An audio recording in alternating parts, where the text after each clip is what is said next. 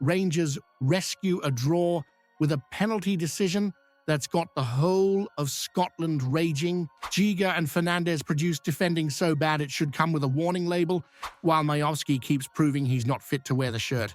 Jayden Magoma silences critics with a screamer, but does one goal erase months of mediocrity?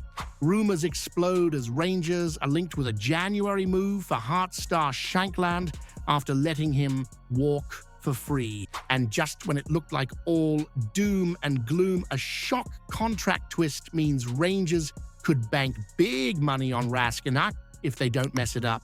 If you're into daily news from someone who lives and breathes Rangers, hit that like button and come with me. What a shambles that was. You go away to Dundee United, a team that's scraping along the bottom, and you barely crawl out with a point thanks to a penalty that, let's be honest, even the VAR room looked scared to review properly. Max Aarons goes down in the box. Will Ferry sticks a leg out, or does he? Even Neil McCann, Rangers, through and through, had to admit that if David Dickinson hadn't pointed to the spot, there's no chance VAR was stepping in to give it. That says it all. Neil looked at the replay umpteen times, still couldn't say with certainty whether there was contact. And that's the problem. If you need a microscope and a prayer to spot a foul, maybe, just maybe, it wasn't a foul, but we'll take it. A goal's a goal, even if it's dipped in controversy and delivered with seconds left on the clock. But let's not sugarcoat it. Drawing against Dundee United is embarrassing. A club like Rangers should be walking over sides like that. Dundee United are a wee pub team compared to us, yet we couldn't even hit the back of the net. 2 games, 2 draws, 0 excuses. And now you've got Danny Roll trying to spin it like a jigsaw puzzle. Here's what he said after the United match. We are disappointed with just 1 point. I see how many chances we create. We should win this game. We had more tempo, better body shape between the lines. Well, that's nice, Danny, but body shape between the lines doesn't put points on the board, he went on. The weekend at home to Falkirk was a boring draw. Yesterday was an entertaining draw, but for both, you get just 1 point. You get just 1 point. That's right. Doesn't matter how it looks. It's still 2 wasted games, then this gem.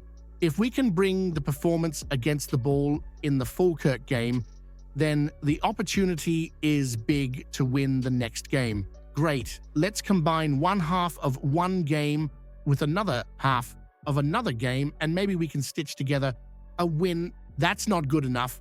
We're Rangers. You don't get applauded for trying hard. You get judged by results. And speaking of results, Jayden Magoma, he's taken pelters from me here, week in, week out, and rightly so. He's been miles off the pace. Now he goes and smashes in a thunderbolt from 30 yards like he's Roberto Carlos in disguise. Brilliant goal, no doubt. Could be goal of the season, but let's get real. It doesn't suddenly erase months of underperformance. One worldie doesn't turn a dud into a gem. He's been inconsistent, unreliable, and not Rangers standard. That goal saved him for now, but it doesn't change the fact we're still asking questions about whether his loan should be cut short come January. If you've got to score a screamer just to justify your place in the squad, you're already on thin ice. And here's the real kicker. Rangers don't even have a proper striker right now. Honestly, I don't know if I can look at that front line and call it a strike force with a straight face. No cutting edge, no killer instinct, just huff and puff and hope for a penalty. Now let me ask you this. Was the penalty decision just lucky timing, or are the referees afraid to go against Rangers when it gets late and tight? You thought the striker situation was grim? Wait until you take a proper look at the back line, because if you were already pulling your hair out over Bojan Miovski vanishing in games, just imagine the sheer horror of watching Nasser, Djiga, and Emmanuel Fernandez attempting to defend like it's their first day on a football pitch. Honestly, I used to lose sleep over John Lundstrom handing the Celtic a trophy with that horror show in the final. But Djiga, he's a whole new level of disaster, let's be blunt. There are schoolboys in Govan kicking about on a Saturday morning with more defensive discipline than this pair. Against Dundee United, Rangers were the better side for long spells. But what does that even mean when you're gifting goals like it's Christmas morning? Amar Fatah made a mockery of our entire defense, just skipped past half the team like he was in a training exercise and slotted it home. And Neil McCann, who bleeds Rangers, didn't hold back for a second. There are so many errors, he said. Bajrami dipping his toe in is not good. Miovski's challenge is shocking, so weak. Raskin is weak too. They don't squeeze. Dundee United just have that desire to get to the ball first. Fatah shows good composure, but defensively, that is as bad as it gets. Djiga shocking, and he's spot on. Djiga was caught napping again. That lad's sense of positioning is non-existent. If you gave him a map and a compass, he'd still lose the striker he's supposed to be marking. And it gets worse. Fernandez, a guy we brought in from Peterborough United thinking he might be a solid, no-nonsense centre-half. Turns out he's neither. That first goal, Zach Sapsford brushes him off like lint on a jacket. One spin, and he's gone. Fernandez left, chasing shadows before the ball's calmly chipped past Butland, and a total embarrassment. David Edgar called it dreadful. Honestly, that's being kind. He won 10 of 18 duels on the night. Not horrendous, but nowhere near good enough when you're getting rinsed on the halfway line. His aerial duel success rate dropped to 55%, his worst in a Rangers shirt. This from a guy who's supposed to be dominant in the air. Even SofaScore had to dig out the red pen and slap him with a 3 out of 10. You've got to seriously underperform to hit numbers like that. Meanwhile, Miovski, look, yes, he missed another golden chance. And no, he's not fit to lead the line for Rangers. 1 goal in 11 Premiership appearances. That's not just poor, that's criminal for a number 9 at Ibrox. But even he managed to complete almost every pass he made. He looked involved, even if he couldn't finish his dinner. But Fernandez, worse than Miovski, no question. And the saddest part is that with Sautar and Cornelius still crocked, we might not even have a choice. Fernandez could very well keep his place against Kilmarnock, and that's a terrifying thought, because if this is the level we're accepting at the back, then Rangers are going nowhere fast. If Djiga and Fernandez were released tomorrow, would a single club in the top flight of Scottish football even take them? Well, here we go again. Another window on the horizon, and Rangers are being linked with a player they could have had for free just months ago.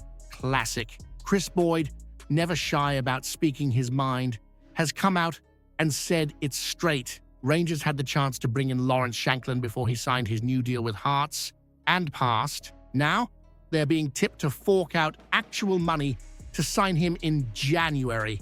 That's right, the same player, now with a longer contract, meaning a higher fee. Genius stuff. Boyd said, "It wouldn't surprise me if Rangers go and try buy Lawrence Shankland. That's how crazy it's been. They had the opportunity to get him for nothing, said no, and they'll probably go and buy him in January," and he's not wrong. The striker's situation at Ibrox has been nothing short of tragic. Miovski can't hit a barn door. Danilo's still recovering from who knows what, and the rest aren't even worth mentioning. Shankland, for all his limitations, actually scores goals. That alone makes him a significant upgrade. But of course, up pipes Chris Sutton with his usual patter, claiming Shankland would be downgrading if he left Hearts for Rangers. Honestly, you've got to laugh. Hearts, a nice wee club doing well, sure. But come on, comparing Ibrox to Tynecastle? That's like comparing a bottle of iron brew to tap water. Sutton says, if you're Lawrence Shankland, would you downgrade? Honestly, would you move from Hearts? And then has the gall to ask, who has the better chance of winning the league? Let's be clear, if you want medals, trophies, European nights, and real pressure, you sign for Rangers. If you want to finish third and occasionally take points off Celtic, you stay at Hearts. It's that simple. Even Hearts boss Derek McInnes admitted Shankland is settled, happy, and very much a key part of the club's plans, but he also made it clear the lad is ambitious, experienced, and has a nose for goal. Those are the exact traits Rangers need in January if they're serious about clawing back points and making a proper title push. Now, yes, it's galling that the club could have wrapped this deal up for nothing in the summer, but if the mistake's been made, the only thing worse would be letting pride get in the way of fixing it. If he scores goals in a Rangers shirt, nobody will care what the fee was. If Lawrence Shankland signs for Rangers and fires us to the title, will anyone at Ibrox have the guts to admit they messed it up by not signing him for free when they had the chance? Now, there's a rare thing in the world of Rangers news lately, a bit of good financial business for once. Nicolas Raskin's contract at Ibrox isn't due to expire in 2027 as everyone assumed. Turns out the club had a smart clause tucked away in his deal, automatically triggering an extension that now keeps him tied down until the summer of 2028. That's massive. It means that if or when Rangers decide to cash in, they're in a far stronger position. No more clubs lowballing us with cheeky bids because the deal's running down. If you want him, you'll need to pay, and not pennies either. This is a player who cost us just over £1 million from Standard Liège. He arrived with potential, and while the Russell Martin era nearly buried him, Danny Rowles had the sense to bring him back into the fold, where he's quietly become one of the few bright sparks in an otherwise underwhelming squad. It's been reported that Besiktas sniffed around in the last window, but Raskin's camp made it clear he's staying, at least for now. His dad, never shy with a quote, made it known that his boy's focused on Rangers and believes in what role is building, but make no mistake, Raskin is not here to be a lifer. He's made it clear in the past that he dreams of Chelsea, and the longer he stays without a move materializing, the more you start to wonder, has something gone wrong? Because truthfully, the club's model should be built on exactly this kind of player: sign young, develop, sell high. If Raskin is still here by 2027, limping through a mid-table rebuild with his value sliding, it means either the player stalled or the club completely failed to capitalize when they had the chance. And that's what makes this news a double-edged sword.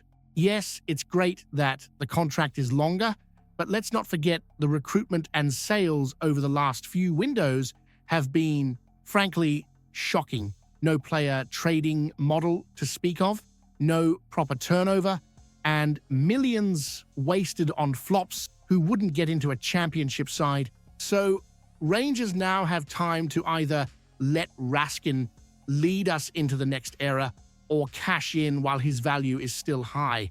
But they can't afford to get this one wrong. Hold on too long and the moment passes, sell too early and you miss out on what he could have offered. If Rangers keep Raskin for another 2 seasons and end up selling him for less than £5 million, would that be a sign the club's whole player development strategy has completely failed? Like the video, drop a comment, and subscribe for daily Rangers news. Don't miss a thing.